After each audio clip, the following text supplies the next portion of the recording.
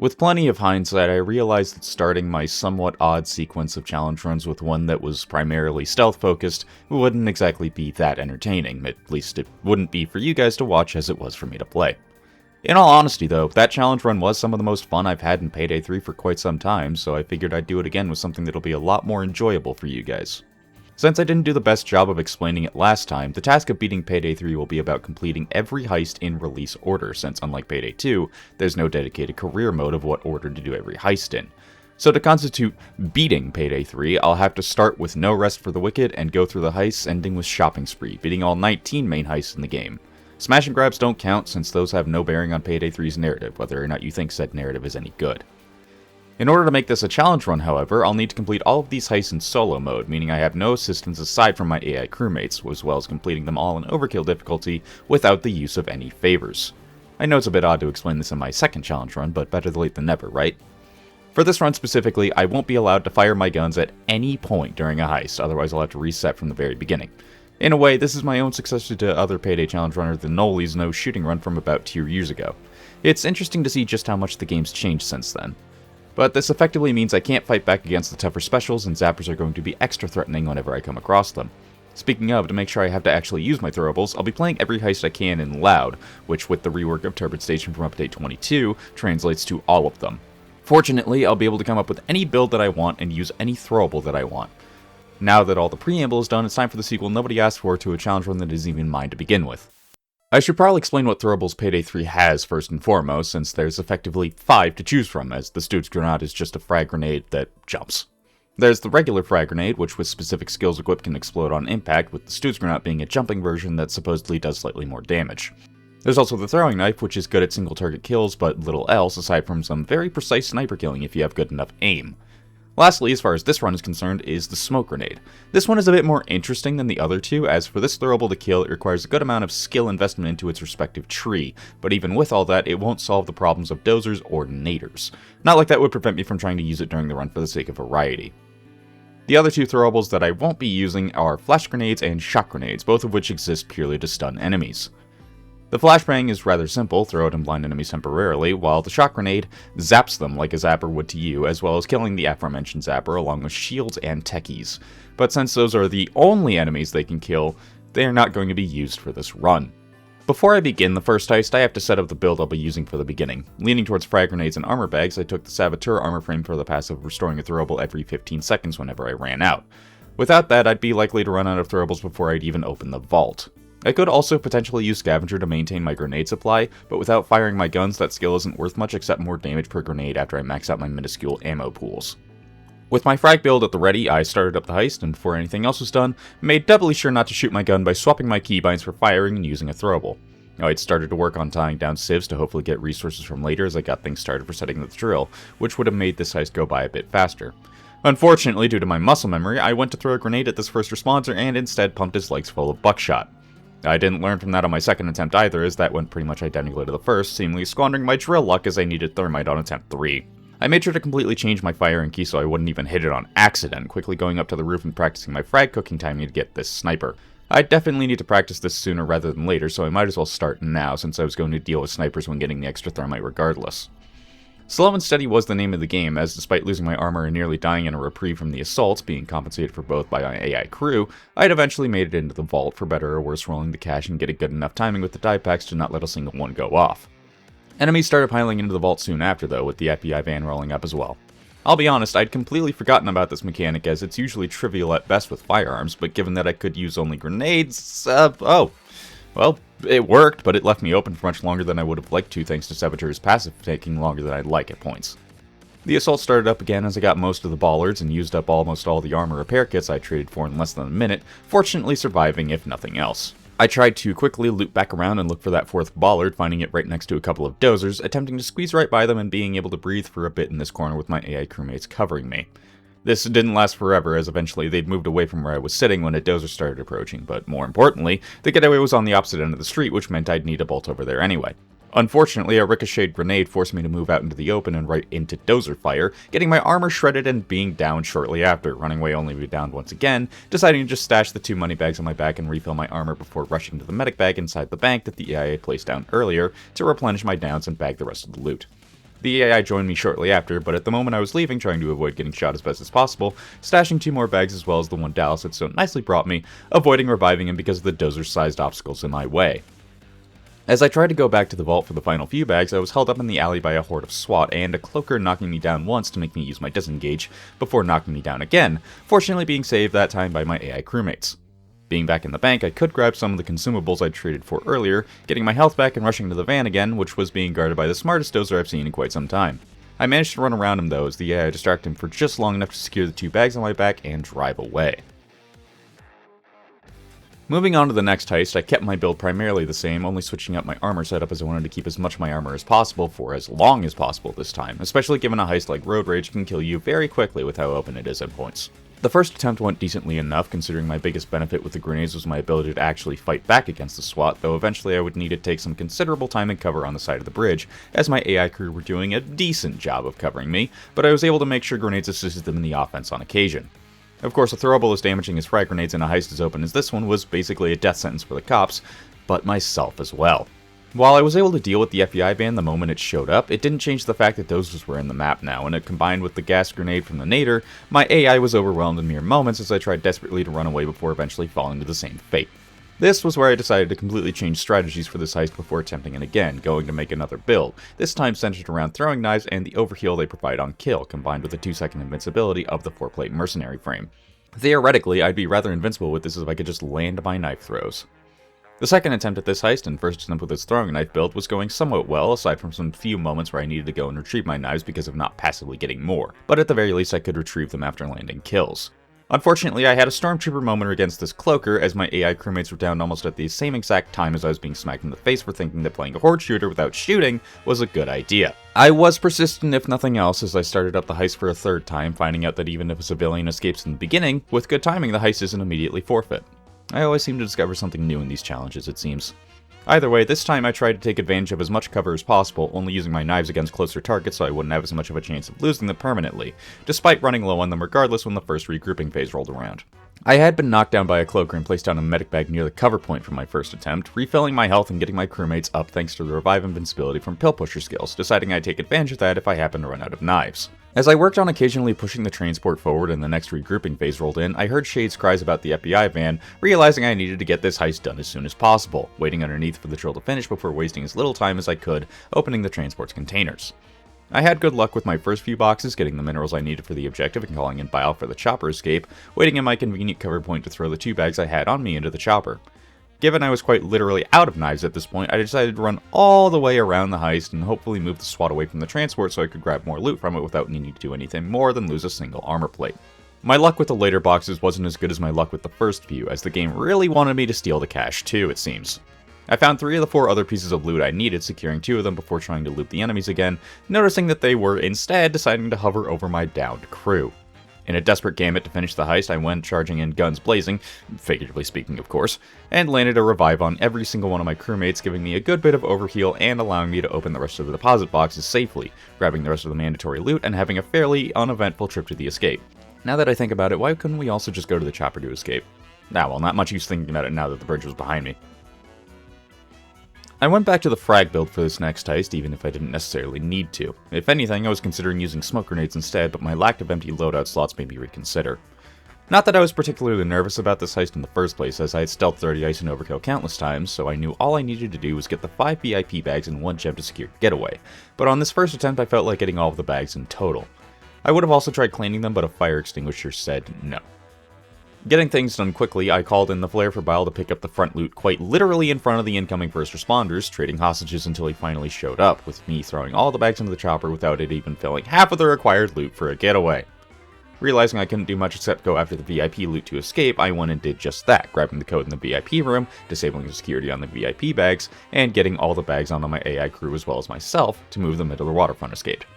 At least I would if I wasn't being surrounded by all sides, and when I did manage to get away with just a door and a zapper, my AI crewmates had the fantastic idea to shoot his battery pack with me in the vicinity, electrocuting me and causing me to discharge almost my entire Justicar, forfeiting this attempt. At least on my second attempt, I knew entirely not to bother with the bags in the front, aside from putting a few onto the AI's back so they wouldn't pick up the actually valuable ones. Working on getting the basement code, I found a guard that apparently decided windows were just made-up concept by Big Starbreeze, spending the rest of his unfortunate time in this heist stuck inside the window frame I'd used to chuck loot out of the building. Ignoring the strange guard for now, I worked on calling in Bile and getting the basement code that I'd forgotten about when I laid eyes on... Well, anyway, I got into the basement and grabbed the red keycard, managing to trade enough hostages to keep the cops away until I'd grabbed the gem inside of the safe. With that thrown through the non-corporeal being that is this guard, I went to work on unlocking the VIP bags, getting them secured rather swiftly, and managing to actually watch Bile swoop in to pick up the loot I'd prepared, only getting caught off guard by a sniper from a nearby roof, where I decided to make him do his best Master Chief impression when he dies from a grenade. All in all, when you actually have the loot you need, Dirty Ice isn't even a hurdle without access to guns. Before I move on to the Neon Cradle nightclub, I realized I'd need to modify my frag build a bit, as the loud objective of destroying the skylight was something that I would have to use frags for, but more importantly, something I'd switch to impact grenade skills to do reliably. Unfortunately, that meant I'd be switching to impact grenades, which isn't a playstyle I enjoy, which paired with one of the worst loud heists in the game, only seemed fitting. On my first attempt, I tried being a bit covert at the beginning, lockpicking the front door and walking in before masking up and getting a bunch of civilians to surrender so I could trade them later. There was a lot of tying up and trading for the time before I went to grab the cage parts, also smacking the drill when it was only 2 seconds away from drilling open the VIP area door. Well, now that the assault was on me, I started working on opening up all of the side rooms to get every bit of miscellaneous loot I could before working on opening up the vault, as that was what inevitably spawned dozers, which I wanted to save for last. Unfortunately, I wouldn't even get far enough to open the vault, as after I'd costed likely some 6-figure number in cleaner costs, I was forced to hunker down in the accounting office down by a cloaker as my AI crew were having a bit of trouble at the stairwell. Being body blocked down the stairs, I desperately tried to help them, only to get sent to ragdoll by another cloaker. It very much didn't help that I hadn't traded hostages in the small interim that I had on that attempt. Attempt 2 went similarly, aside from just exploding open the front door, tying down whatever hostages were left, which was still quite a large amount of them. While I waited for the drill, I tried grabbing the paintings for what little value they actually had, only to miss the cage on every single attempt to toss them in from the upper floor. Great. Getting down and putting them in the cage, I moved to smack the drill yet again, getting into the VIP area and clearing out the side rooms once more, praying that the one way up would still be clear, as since I didn't have access to favors, I couldn't use a zipline bag for a second way upstairs. Alas, impact grenades show why I despise playing with them, as since I didn't have any time to get behind cover, I was just as easily subjected to the blasts as the cops were, and as my AI crew were suffocated by a nader, I tried to help them with no armor and no plan. Needless to say, that attempt didn't end well. Attempt 3 was where I decided to just focus on survival first and foremost, setting everything up getting downstairs before the assault even started, finding the open security room and grabbing the armor repair kits to use for keeping myself standing. Bags were grabbed and moved up, though I was held in this hallway for some time, wasting 2 downs and having to put down one of my armor bags. Thankfully, this was about when the assault ended, meaning I was in the perfect spot to start trading hostages and get my absolute plethora of resources, as well as a convenient medic bag for my AI crew to replenish my downs after trading. Getting into the accounting room again, I grabbed as much loot as I could from in there, though a mistimed mantle on my part sent me to the ground, thinking I'd be done yet again and leaving me extremely frustrated the cops were able to break my armor while I was downed. That's gotta be a bug of some kind. Thankfully, my AI helped me up so I could get to the cage and secure an aggravating 90% of the required loot before going back down to work on opening the vault, which wasn't all that difficult as I secured all but 1 bag from there, which was more than enough to trigger the getaway. Of course, Bile needed to show up in the first place as well as have the skylight broken, so I did that swiftly and tried to survive the oncoming dozers in the final charge, hiding behind doors and pillars to do what little damage to them I could with my frags. But once Bile showed up with the getaway, I was out of there without any further delay. Rock the Cradle is a heist that's very fun in stealth and can have some fun favors while loud, but it's very clear with the singular path up and down for the SWATs that it wasn't designed for loud. It was tough, and I wish I could say it was tough in a fun way, but it's not. Thankfully, switching off of impact grenades for now, Surphaze was up next, and this one wasn't that difficult when all I needed was the 4 objective paintings and nothing else. Surphaze is a much more unique heist in stealth than it is in loud, as most of what I was doing while tying hostages down was looking for the manager's office as well as QR codes to get in and out as quickly as possible. Whatever they did to Shade's callouts to make her not say when hostage rescue was in the heist was still messing me up slightly, but after getting both security bars down, I was able to take one of the hostage rescue members as a hostage for trying to get rid of my resources. After grabbing only one of the bloody paintings, dozers were entering the map, and so was the FBI van. Going outside to try and find it while also avoiding sniper fire wasn't too difficult so long as I could actually get my cooking timing right. And of course not being ambushed by a dozer on the way and wondering if the downtimer was actually going to run out to end this attempt. Thankfully my AI crew came to save me for what little it was worth, as the only options I had were to try running past a dozer in a 1 dozer wide space, or go into the extremely open street and find the FBI van to destroy the antenna. I went for the latter, finding and destroying the antenna before rushing into the gallery with a cloaker hot on my heels, hoping a grenade I lobbed to kill a techie would take the cloaker down along with it. Unfortunately for me, the fuse was just too long for it to go off before I got hit, as my ragdoll body was blown aside by that very grenade, ending attempt 1. Attempt 2 started in a more interesting manner as I went up to an entrance to the front courtyard that wouldn't have even been imaginable at launch, using the upgraded mantling system to jump into this opening, inevitably taking fall damage when entering the courtyard before going into the actual gallery, and then being extremely confused at why my melee killed this guard, before remembering I had Judo Chop on for extra dodge points. I think this might be the first time the skill was actually used, and it was on accident. I did consider restarting once this happened, but in reality, this would only be a detriment to me, as the challenge of only using throwables only truly applies once in Loud, and with the lead guard dead, I couldn't even trade him for resources. After that unfortunate mishap, I remember that I was supposed to be doing this in Loud, running as loudly as possible without a care for who saw me, and managing to get a good few guard hostages because of it. After that, it was a simple matter of getting the security bars upstairs and downstairs taken care of while I looked for the manager's PC again, finding the rooms I needed to enter, and also remembering that E7 has a skylight entrance, meaning I didn't need to find yet another QR code. With the first painting bagged, I did my best to scour for more QR codes while waiting for the chopper to arrive, managing to trade my hostages before heading out to get both of the bloody paintings, as once both of those were bagged, it was theoretically a simple matter of letting the pre-placed spectrophotometer tell me which of the Uma paintings I actually wanted, putting in the flash drive and escaping without further delay. The chopper never leaving really trivializes the bag moving aspect of this heist, and I'm not sure how I feel about that.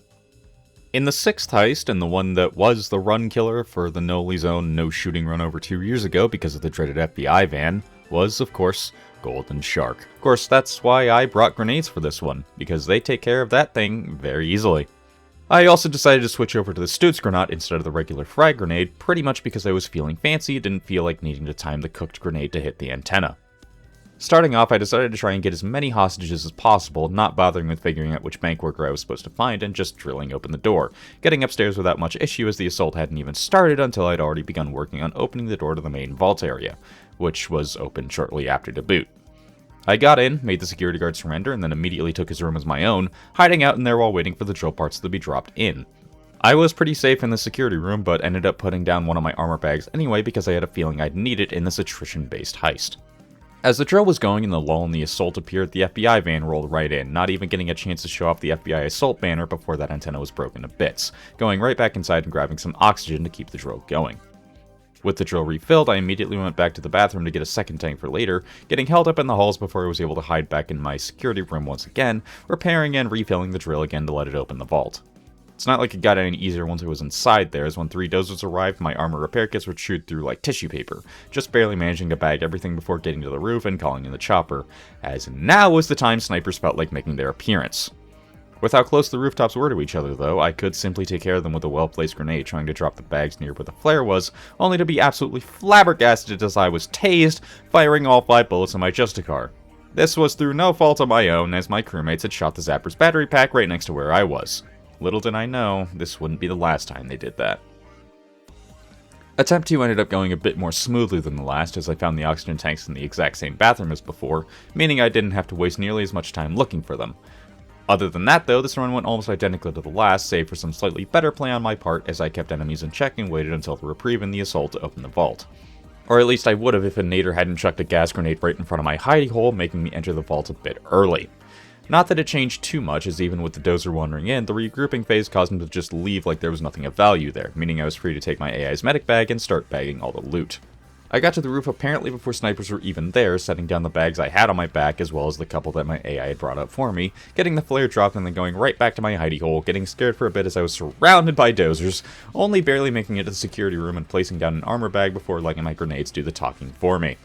Even if they're not the most effective against dozers, they sure do take away a lot of their armor layers with the cluster bomb skill. This went on for about 3 or 4 minutes, however long the assault lasted, trading the SWAT I'd happened to take as a hostage before going up and securing bags before repeating that process once again, this time with even more dozers than before. But with the power banking grenades off of walls and aiming them at particularly potent places, I grabbed the last 2 bags from the vault and booked it to the roof during the regroup and got away with all the bags secured, as the ones on my AI's backs counted after securing my getaway. If it weren't for frag grenades destroying the FBI van's antenna or my AI crewmates helping me, I don't know if I would have been able to survive this, as the vault is truly a deadly place to be, especially when your one source of reliable cover can get compromised so easily. That, and for as much of a boon as the AI can be, they can just as easily screw me over when dealing with zappers. Next up was a heist where snipers were notorious for absolutely shredding you, but with proper movement and use of cover, I could try to keep them from even thinking about shooting me. Starting this attempt at 99 boxes, I went to the west side and tried to somewhat accidentally grab as many hostages of the guards that I could for trading later, as I knew I'd need those armor repair kits eventually. Once the alarm went off though, there wasn't much more to it, as my main focus was running around and using the mantling system as much as I could to take full advantage of the map geometry, and I gotta say, it was some of the most fun I've had in a singular heist, even without firing my gun once. The only unfortunate thing was that I had gotten to the east side for where the loot containers were, meaning I needed to go to the opposite side of the map to try and eliminate the hostage rescue units, taking one as a hostage for recompense moments before one of the thermite bags dropped. I grabbed that, rushed to the yard, and put it on the somewhat difficult to reach container before going all the way back to the west side to trade my hostages. Thermite burned through and I grabbed the tech, with the cloaker trying to take it from me all the while, but it got to the truck without any trouble, as I spent some time in the heist trying to get my bearings, and make sure I had armor repair kits aplenty to keep myself alive throughout the mad dash that was finding the other tech container. Thankfully, it was another one that was fairly simple to find, as my absolute rushing forward and back had at least managed to keep me away from most firefights. It's seriously amazing just how much survivability you can have when you just start booking it. Quick side note, has anyone else ever gotten to see a sniper this close? 99 boxes is notorious for them, but if you're close to the warehouse, they're very easy prey to a single grenade when they cluster up. Now it was simply a matter of waiting for Bile to drop off the second thermite bag, sitting in this open container for a while and showing off the deagle and its bullet that I wouldn't ever fire before taking the drop bag and going on a bit of a roundabout trip to keep enemies off of me for getting back into the storage yard, as the thermite was lit mere moments before the assault ended and another cloak tried chasing me down. Persistent, that one. Gotta give Dallas a medic bag for taking him down so well. The thermite ended up burning through in just about as much time as it took for the assault to begin again, as I ran the tech to the truck fairly quickly, but not quickly enough for max value.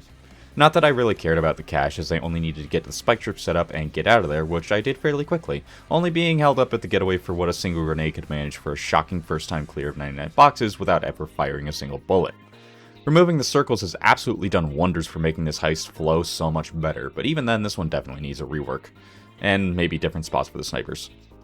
From this point on, the footage you're going to see will look a bit different, as starting with this next heist, Touch the Sky, Update 23 had been rolled out since I started this run, meaning the enemies would look much different than in the rest of this video. In fact, I was waiting for this update with the rework of this very heist to continue this run, and with the changes they made to the map geometry, I'd be glad I did. I wanted to show off how beautiful the new bathrooms were, after all. Jokes of the challenge-based progression aside, I started the heist off by masking up immediately and simply worrying about getting as many guards converted into hostages as I could, ending up getting quite a few before letting the alarm sound, as I didn't bother to answer their pagers. Once the main living area was under control, it was time to actually progress the heist, as having played this a bunch thanks to it being the center of Update 23, I knew my best bet would be simply focusing on only the SSD that I needed so I wouldn't risk getting down when trying to secure the other 18 bags during final charge. As the SWAT started entering the penthouse, I'd already managed to open the bedroom and find the safe code panel, meaning I needed to get into Mason's office, for which I needed to wait on Bile to drop off some thermite. In the meantime, though, I decided to take advantage of this little spot behind the penthouse's centerpiece, using it as cover to almost take advantage of the new heat system. Emphasis on almost, as once my 5% chance of restoring a grenade luck ran out, I had to wait for more than the time it took for that meter to go all the way back down. It wasn't like I hadn't survived these situations before, though, but I ran out of cover the moment I saw the hostage rescue units trying to grab the civilians, getting rid of them before they could grab Mason. I found the security room keycard shortly after, taking refuge next to it until a nader made me leave cover, but now I could at least keep myself alive more reliably with the 3 armor repair kits from the security room. Now it was time to rush to the bathroom, kill the techie, and then quickly rush to the roof to grab the thermite. On the way back down, I ran into a cloaker that couldn't understand the concept of zip lines, poor guy. Once the thermite was set up, though, it was time to go back to 2023 and sit in this bathroom until the thermite had burned through and I could grab the red keycard. The thermite burned through more quickly than I expected, getting the keycard and getting Mason to follow me to his office, clearing the way for him to use the iris scanner, but he denied me that at the very last second, only to die to a grenade I'd thrown to get rid of a crowd. Well, it's not like I can't just use the drill, which did take far longer than the thermite did. After dealing with a wall of cops, I ran in, took note of the codes, and started booking it to the bedroom to put them in, getting a small jump scare with a zapper on the way, but thankfully the quick melee kept him from making me fire my gun. Once the first safe was opened to reveal a duck, I opened the second safe and grabbed the SSD, quickly rushing back to the office to decrypt it. As soon as I could, though, I went to the roof to call in Bile for extraction, realizing I hadn't set up the free zipline the heist provides, deciding to do that before waiting for the hack to finish in the safety of the panic room. A shame Mason couldn't use it. One call out of final charge, after final charge had already been triggered, I grabbed the SSD and chucked it into the chopper, more surprised I hadn't needed to deal with any dozers in this heist as I hadn't even been downed. It seems like whenever I have a chance to start booking it, I should, leaving only grenades and corpses in my wake. Moving on to Locke's legacy heists, next was Turbid Station, a heist that only 2 months ago I wouldn't have even been able to dream of doing in any way besides stealth, but now that it has loud access, it was time to smoke out a train yard. Yep, I was switching to smokes for this heist, as the only two threats that it couldn't deal with, those being naders and dozers, I could just as easily outrun at this point, especially on a map with as much emphasis on movement as Turbid Station.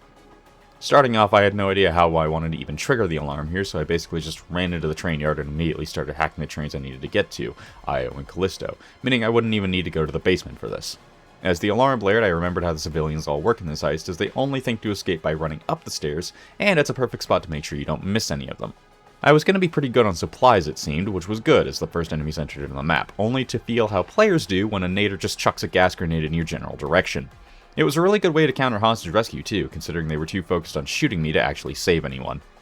I got to catch one of the Sabotage squad members as they were disabling the Callisto hack, but was thankfully able to trade him immediately after, getting all of the consumables I could possibly need for how short this heist was looking to be, only reaffirming that thought as I grabbed the prototype before the assault had even started.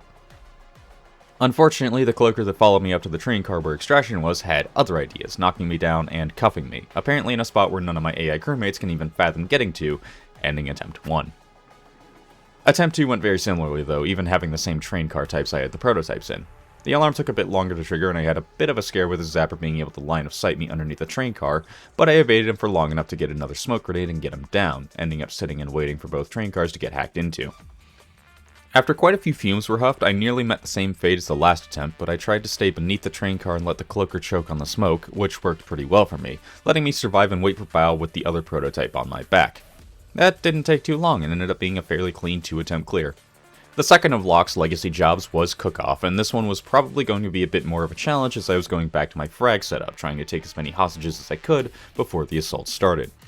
It actually wasn't going that terribly, but since I'd forgotten to switch my armor plate setup back to what it was before, I was feeling a bit on the squishier side as the first wave died down and I lost 2 downs just trying to put down an armor bag to get that back. Unfortunately for this first attempt, I ended up collapsing due to trying to fix the sabotage on the lights outside and running into a dozer with no armor repair kits left.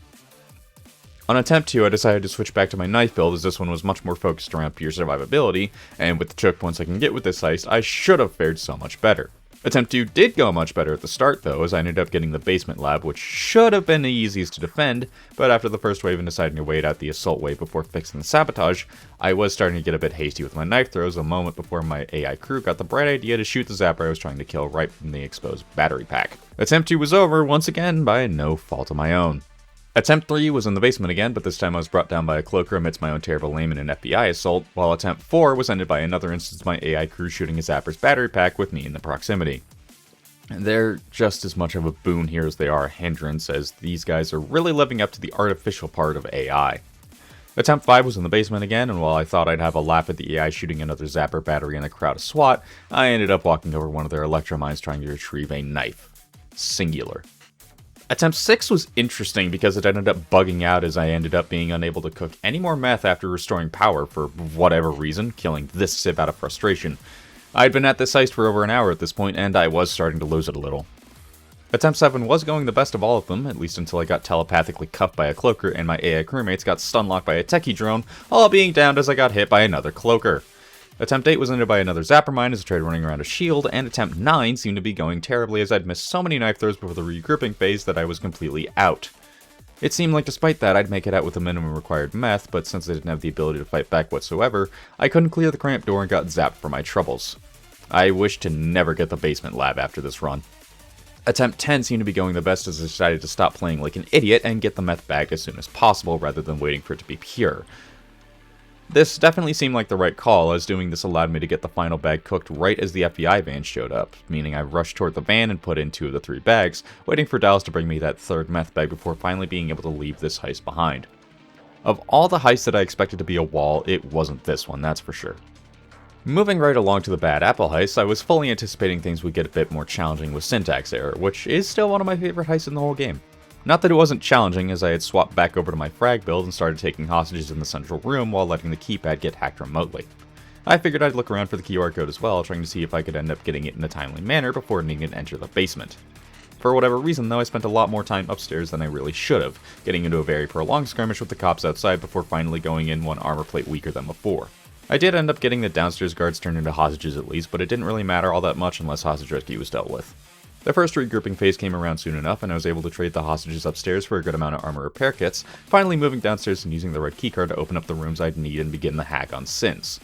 I defended the room until I needed to disable the cooling system in the room I'd unlocked earlier.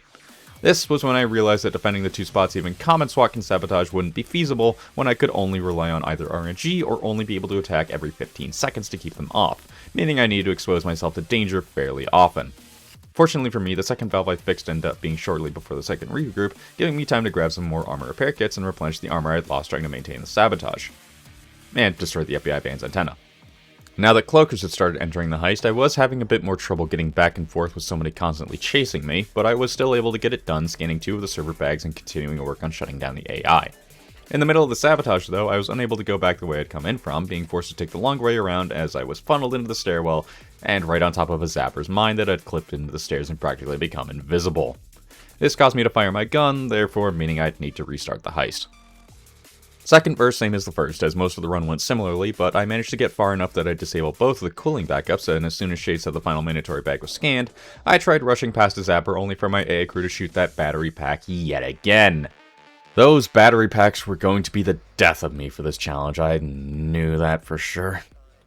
Attempt 3 was very similar as well, although this attempt was a highlight of just how RNG dependent the frag build could be, as when the game felt like giving me that 5% chance to replenish a grenade with every explosion, I could be so offensive that I'd end up filling the heat meter to make the cops retreat early. But in other cases I would simply be a sitting duck, waiting for either my grenade to come back or for the assault wave to end. Thankfully, I did manage to get the drone data server scanned and bag, tossing it into one of my AI crewmates to have them carry it to the park that I'd blown open a ramp to.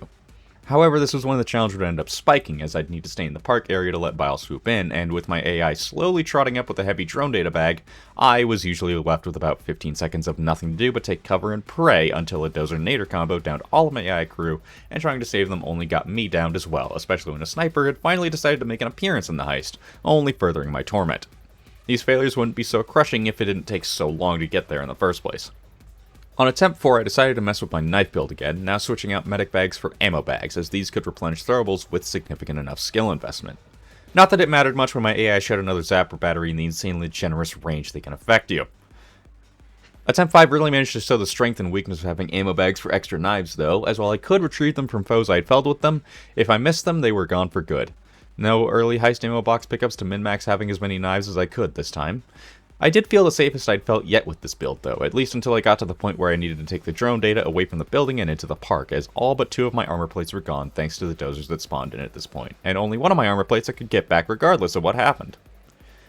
Thankfully I was able to get to the park and drop the bag off where the getaway would arrive, scrambling around the map to try and wait out the invisible timer so Bile would arrive. It got a little dicey. Okay, very dicey, as my AI crewmates were fighting with a dozer and I could do nothing to prevent the FBI assault given I was using only knives, but that armor repair kit combined with the temporary invisibility from reviving my AI crew, giving me just enough time to secure the drone data and get out of the heist. With the multiple times I'd switched off my grenade build onto one for throwing knives, I figured I'd stick with the knives going into the next heist, Boys in Blue. Unfortunately, this meant I wasn't able to take any of the cops as hostages for resources later, meaning I need to rely on my AI crewmates putting down their occasional armor and medic bags to keep myself afloat if things got dicey. It seemed like that was a decent way to do things on this first attempt, as the resistance I ended up facing wasn't that extreme due to forgetting to actually turn on the tow truck's winch after blowing up the wall. Aside from trying and failing to hit some of the snipers from far away with my knives, the heist was actually proceeding relatively smoothly, with some close calls here and there until the FBI van came in, effectively doubling the amount of specials that could be in the map. That wasn't enough to keep me from getting into the vault though, as survival was the idea behind making this build the way I had. Once I was in the vault and drilling to the gold, dozers would start charging in. Single file, of course. As I tried to leave my AI to deal with them, I got curious to see how exactly throwing knives worked against them, and discovered a couple things. 1, that throwing knives can break dozer faceplates, and 2, that throwing knives are actually extremely powerful against dozers when you have enough of them. I was nearly able to fell one dozer purely with the power of my knives without even landing headshots, getting him down to no armor as the second one walked in, which did give me a bit of trouble, but with a fresh hostage and armor repair kits at my disposal now, he wasn't much of an issue. Leaving the cramped vault, however, was. Knives are great with individual enemies, but against crowds they are terrible, and as I was running around inside trying to simply survive amidst the swarm, I ended up stepping into a zapper mine that I had tried to carefully avoid only moments earlier. I wish I could say attempt 2 went better, but this one didn't even get to the tow truck starting to pull down the door before I got caught in a crowd, unable to kill a zapper, getting tased, and firing my gun. Attempt 3 was at least a failure due to a sequence of this build being extremely fickle without medic bags and consumables, as once my health was damaged a single time by a Nader's gas cloud, I was as good as dead without a medic bag or first aid kit. Needless to say, I never got either of those and turned into mush as a result. At this point I decided to get a bit experimental, trying to see how a janky 4-plate dodge smoke grenade setup would go, and as attempts 4 and 5 can attest, not that well. On attempt 6, I switched back to frags once again, but that turned out to be just as dangerous to me as it was to the SWAT I was trying to fight back against. Even as I found a little hidey spot on that very attempt, the splash damage from my grenades would be the death of me, and once again on attempt 7. Though that one I blame on my AA crewmates getting a lobotomy from the techie's flash drone. I'd done at least 2 attempts with every throwable type, getting pretty far with knives and frags, ultimately deciding to try the former again on attempt 8. Ultimately, I would have to deal with the FBI assault now that I was using knives, but that was a sacrifice I was willing to make, which was fortunate for this attempt as the FBI van showed up moments before I bagged all of the gold and final charge started once I'd finally lowered the escape van, rendering it not all that important. Since I had adjusted my build slightly on this attempt to make sure I had hostages and a good amount of armor repair kits getting into the vault, getting out wasn't as much of a struggle as in previous attempts, as well as adjusting my armor setup slightly. But that, combined with the throwing knife's ability to absolutely destroy dozers, as well as using the revival invincibility for getting these brain-dead bots off the floor, I was pretty much in the clear once I'd gotten all 6 bags of gold to the van. The sigh of relief was probably audible through the screen here, what with my lack of any motion and all that. Moving right along to the central courthouse, it was time to break out Houston from his makeshift prison here, and get rid of the evidence that was held on him, probably being his attempt at first row bank from the new tutorial. Either way, I wasn't interested in securing it, since destroying it would inevitably be safer, running through the metal detectors to trigger the alarm and getting as many hostages as I could, while waiting for the hacking into the courtroom to be done. Multitasking. Once inside the courtroom, it was just a matter of making sure I didn't miss my knife throws, or accidentally use them up via quick melee. These still count as throwable kills, since each one uses up a knife, in case you were wondering. Once enough of that happened and I hit the regrouping phase, I ran to the basement to grab the oxygen for the drill, as well as the EMP I'd need to destroy Houston's evidence, solely focusing on breaking him out at that point. While I was able to drill into the server room and set up the EMP to blow almost immediately, the problems arose when I went back to the courtroom underneath the unavoidable FBI assault. I managed to survive for a good while, but the sheer number of SWAT on this heist make it pretty tough to fend them all off with throwing knives, which is made especially worse with the increased spawns during the FBI assault. Once my crewmates went down and I had the bright idea to 1v1 a dozer without armor repair kits, that attempt was as good as done. Attempt 2 didn't go much better, as I hadn't even gotten the drill set up fully before being tased shooting the zapper that ended up getting me. Attempt 3 went much better for a while, even with the FBI assault making it much harder than usual, as I ran back and forth between the lounge area and the courtroom to maintain both the drill and the hack, eventually getting Houston's evidence burned and breaking out the man himself. The game suggested to me that I was supposed to lead Houston through the hallway that the Sea of SWAT was at, but in my attempt to kite them somewhat, Houston ended up following me in that direction, being the other way he could end up going to the rotunda. It was very uneventful until we actually got there, and while Houston was able to get out cleanly, the same couldn't be said for myself. All I needed to do was wait for the cage parts to drop in, but after running out of knives with the cloaker between me and my ammo bag, James got the bright idea to leave the cloaker half alive before going down himself, doing the run. How fickle these AI crewmates. On attempt 4, I decided to do something to counter the sheer number of SWAT that were barging in, switching over to my frag build to clear out the hordes more quickly and efficiently. It did work somewhat, but it ended up making me just as vulnerable to my explosions as the cops, and with the lack of deployables that my AI gave me to get downs back, I was left to fall over. Attempt 5 went much more smoothly though, as the cops were so dense in this heist that I ended up filling the heat meter on 2 separate occasions, eventually getting Houston to the rotunda for escape and assembling the loot cage before worrying about frying the evidence. Once that was done, I had a plethora of deployables I'd traded for to keep myself afloat to get to the cage and fly right out of there. Before moving on to the final Bad Apple heist, it was time for a bit of a break with Diamond District. Gotta give Houston time to heal up before hitting the stock market after all. As a heist that's entirely freeform in the way it was done, I didn't enter with much of a strategy beyond get the secret bag in one of the 2 mini vaults by grabbing Riley for the Shimmer Vault, and if that didn't have the rock, just run across the street with Thermite for the other one. Of course, doing that with frag grenades and little knowledge of self-preservation, I eventually got cornered as I tried scrambling around for resources I traded earlier, but ended up falling over, partially due to my own source of offense. On attempts 2 and 3, I decided to change it up a bit by using my knife build, as I thought survivability was key here, but in doing so, I left myself open to the endless FBI assault. While I was fairly reasonably succeeding at using the jewelry scanner to theoretically get out even faster, I wasn't able to hold out amidst the endless assault and ended up falling over both times. As I needed a counter to the FBI van, I went back to frag grenades for attempt 4, getting felled by sniper fire while trying to secure loot in the worst window cleaning platform location. Attempt 5 was failed due to my own self-damage, and 6 was because I was simply locked in too consistently to have a chance to get out and deal with the FBI van. Attempt 7 didn't go any better either, as I felt like I was fighting a wall of RNG more than the enemies in this heist, eventually falling over to my own grenades once again. For the next batch of attempts, I decided to try changing it up by using smoke grenades. Maybe the poison damage could counteract the crowds of enemies, I thought, but it wasn't enough, as just like the knives, the FBI assault that I couldn't do anything about would be the death of me in these next 5 attempts, although some of them were lost right before the end due to a terribly timed zapper or electric mine.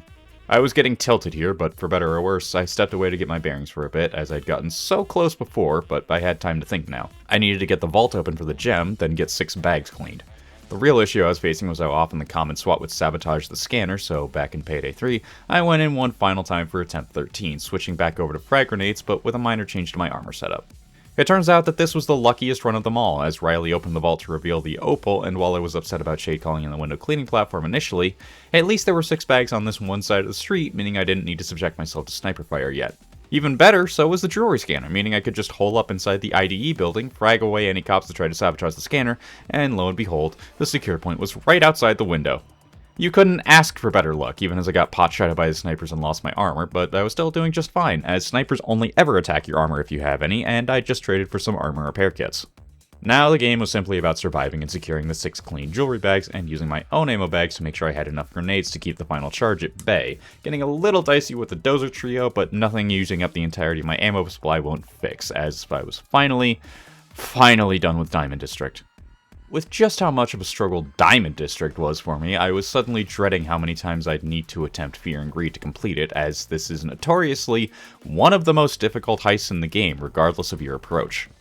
On attempt 1, I managed to find the zipline and the power box in the very first room I searched, going down the main area of the exchange and holding up for a bit inside the trading hall, ending up getting a medic and armor bag for my troubles after barely fending off the first wave of cops. I did stay there for a while, only getting out once the hack on the PC was completely finished, making a quick trip to the trading floor, getting things ready for transfer control, setting up the drill before looking around and finding the red keycard lying around almost immediately after the drill was finished. I still used the keycard so I wouldn't feel like I wasted my time getting in there, seeing everyone in there up as hostages, and finding the first of the 3 training booths I'd need to grab a code from. To wait for the code to be displayed, I found only the most apt of porcelain places to perch myself, with chains being an absolute moonwalker at the sight of a place like this. I used my grenades at either open door of this bathroom, making sure I had enough for a clear getaway once the booth was hacked, quickly memorizing the code and running to transfer control, repeating the process 2 more times. The hacking the booth and getting a code part, not the bathroom part, that only happened once. I figured I'd grab the EMP and use it as soon as I could to work on getting away as quickly as possible, though I didn't exactly think that through because as soon as I set up the satellite to move the crane into position for my getaway, final charge triggered and I'd realized I'd left both of my ammo bags downstairs with only the 15-second cooldown grenade to try and keep the SWAT at bay. And my AI crewmates, but they don't have a good track record. This run wasn't destined to last much longer, as I couldn't exactly do much against the sheer numbers that were encroaching on me while trying to fix the satellite. On attempt 2 onwards, I decided to try this heist with knives instead, as it would likely end up being better for me due to the higher survivability and much better sustained offense. At least that's how it was in theory, as even the best build for this type of challenge can fall victim to a zapper in a mad dash away from enemies. The other flaw of knives is how they're terrible at taking care of crowds, mere moments worse hearing that dreaded humming of the taser on attempt 3, just one throw too late to stop it. On attempt 4, okay, needless to say, while I expected snipers to be the biggest obstacle in this challenge, zappers have made their menace known once they managed to hide in a crowd, getting me once again. If anything can be said about attempt 5 though, it's that it failed due to something besides the shocking sociopaths, as did attempt 6, when I tried reviving even a single one of my crewmates just to get kicked down by a cloaker. On attempt 7 though, I managed to get further than I'd gotten before, managing to get my AI crewmates to drop a medic and armor bag right in front of transfer control so I could splurge on them whenever necessary, right where the main objective was. For most of this run, I went back and forth between the objective area, doing a quick loop around the map, grabbing the code, and then putting it into the transfer control room before repeating the process until I hit the maximum value and had the EMP on my back. Then I decided to be a bit preemptive with my plans for the escape. The rooftop section was extremely difficult, so I thought I'd try and get my AI crew to drop another medic and armor bag in that area. So up I went, sitting there for a while without any knives, reviving my crew so they could take down a dozer, and missing the one knife I'd found in the pile of bodies to get hit by a cloaker. At least that got the crew to put down a medic bag for later, as I went back down to set off the EMP and call the getaway in. It was a good thing they placed down that medic bag too, as without it, I wouldn't have been able to take advantage of the extra tankiness knives give you with the adrenaline on kill with pain tolerance aced, even with the extra trip I took downstairs to refill on the very last of my knife supply. It turned out that was all I needed, getting another kill on a pesky SWAT trying to interfere with the crane moving, looping them around and narrowly avoiding the stupidest death possible after getting so far for a pretty comfortable clear. It was certainly easier than Diamond District, and that doesn't seem right at all. But with the stock market rated, the Bad Apple storyline was concluded, and it was time to move on to the mediocre Palatucci heist, with First World Bank up next. As the Core 4 returned here once again, once more the drill was set up to enter the vault room, although I don't think they took any hostages in their previous forays here, let alone this many. All was going well until I got cocky and didn't throw a knife at this zapper in time, leading to what would end up being the earliest in this heist I'd ever end up resetting. Attempt 2 went better, repeating the process and staying as on top of the drill as I could, even with how annoyed I was with it being in the server room rather than the van outside. I did end up sitting in the manager's office for a bit until the maglock was undone, running into the vault and beginning the setup to get into the vault room and burn through the roof with thermite. These fellows here never got the idea to leave the vault room though, standing there looking like absolute buffoons, so they went to get the thermite set up with this bag that magically morphs into something else as soon as it's on your back. This should probably be looked into.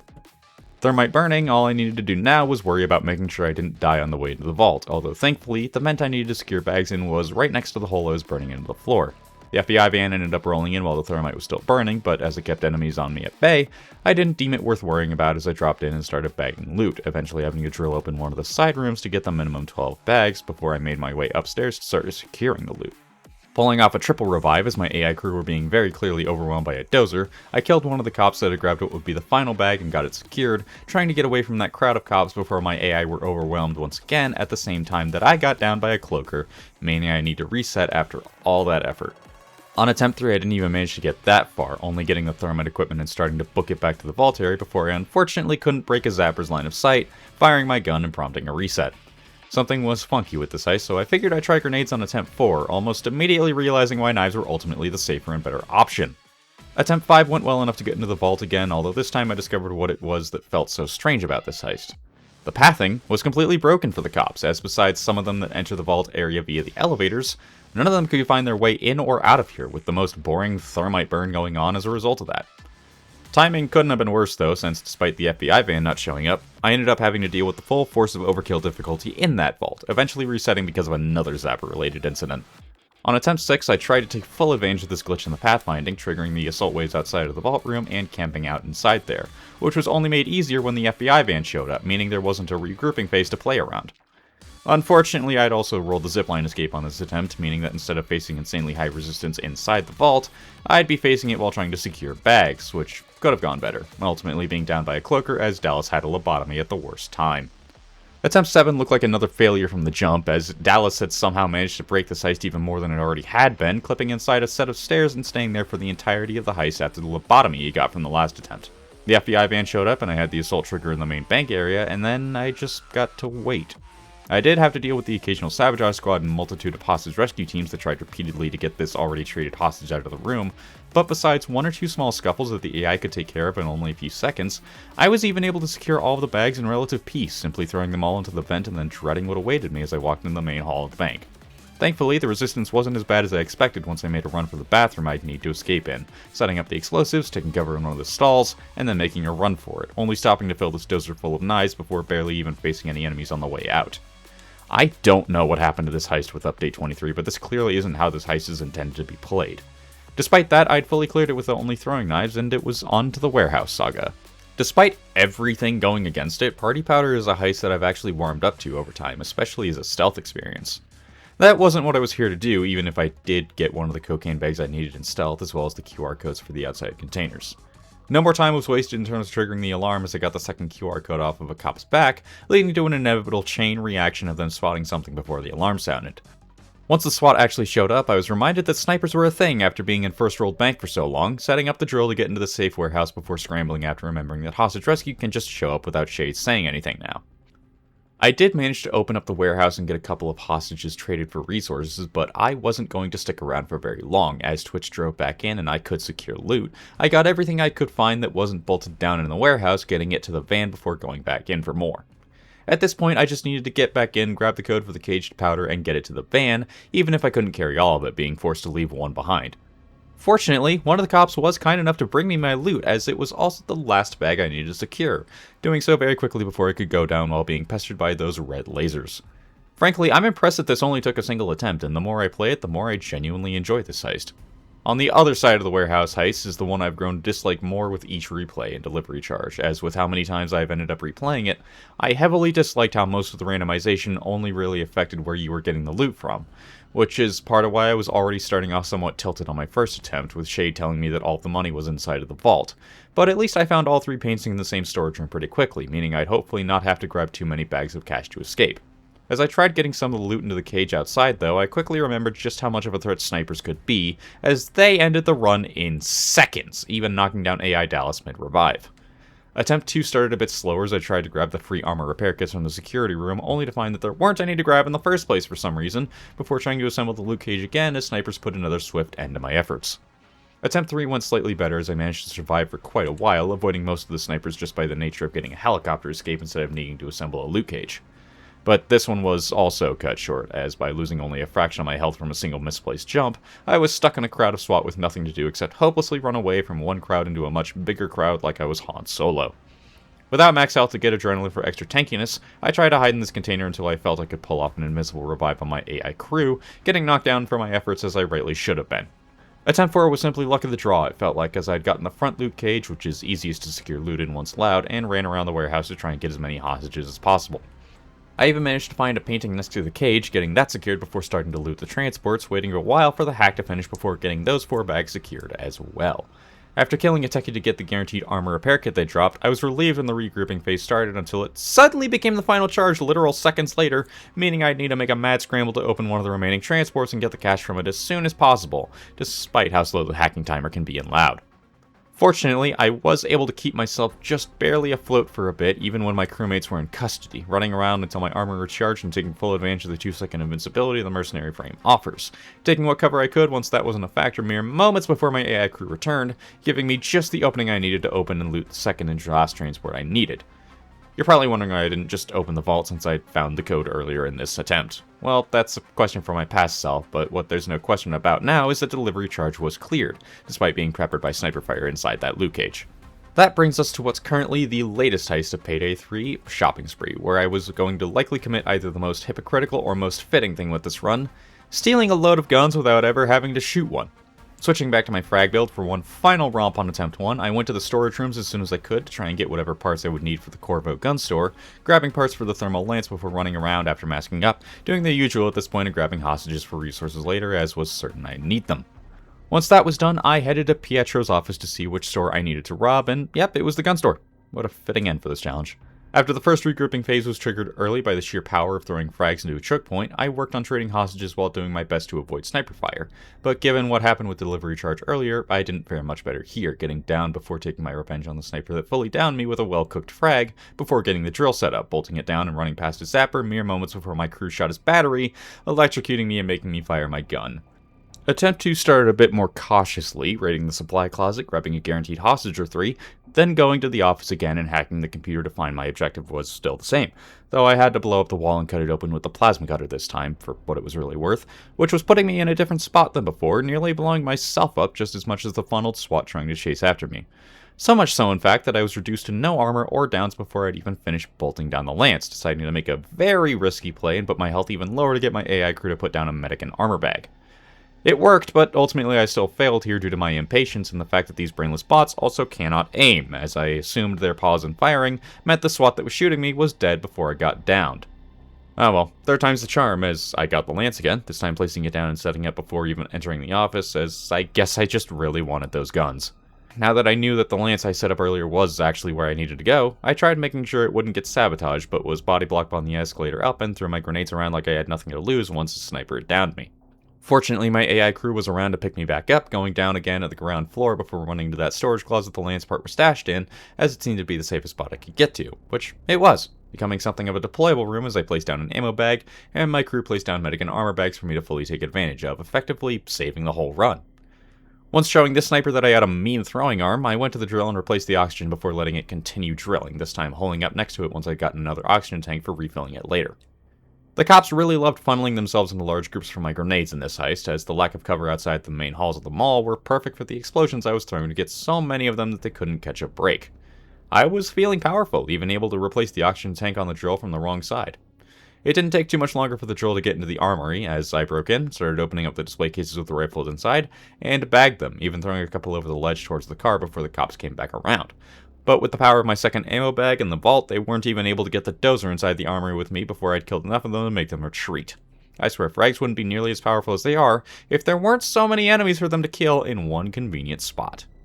Now it was time to escape, getting rid of another sniper that really loves this banister before grabbing the musket as a souvenir. I sent the rifles to the ground near the car, opening it up and starting to get the rifles inside, getting 6 of them in before having to grab the last 2 bags from my AI companions and holding up the supply closet yet again, taking the brief reprieve from them all, retreating once again to put in the second can of fuel and the last 2 rifle bags before driving away. So, yes, you very much can beat Payday 3 with nothing but throwables. It's certainly difficult, but absolutely not impossible. Especially when you have some brainless companions to soak up damage for you.